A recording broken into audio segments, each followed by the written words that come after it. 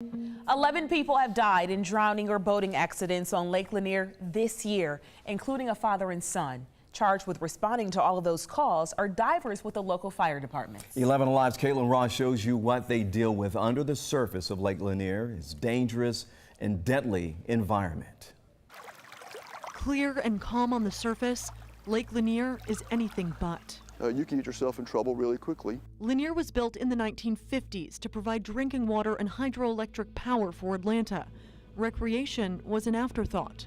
As they were building the lake, they raised the water level up to a certain point well below what we know of today as full pool, and then stopped filling the water. From there, construction crews floated on the lake, cutting off the trees about halfway. So today, those stumps are still there, and they're tall, because this was forest land and farmland.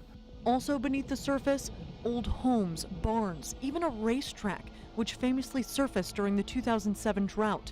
You could see the tops of the stands, a haunted memory, waiting for spectators to show up for the next race. It's all good now, but when the next drought comes... When that does, everyone needs to use extreme caution on the lake.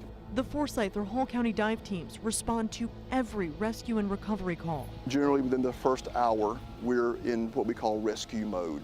We're hoping that we can rescue someone. No, I don't want to lose a diver. Divers deal with frigid temperatures, near zero visibility, and all of those underwater hazards. The bridges are like the trash bin for anyone traveling down the roads. They blew the old bridges in place, so you have concrete, rebar. The divers work in teams, one person in the water and the other on the shore.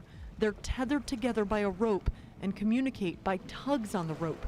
Divers say they never know what they're going to find.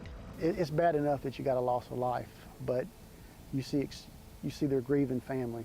And that's really why we do this. I couldn't imagine as a father, as a brother, as a son, to see one of my loved ones disappear and have to go by this lake every day and just wonder.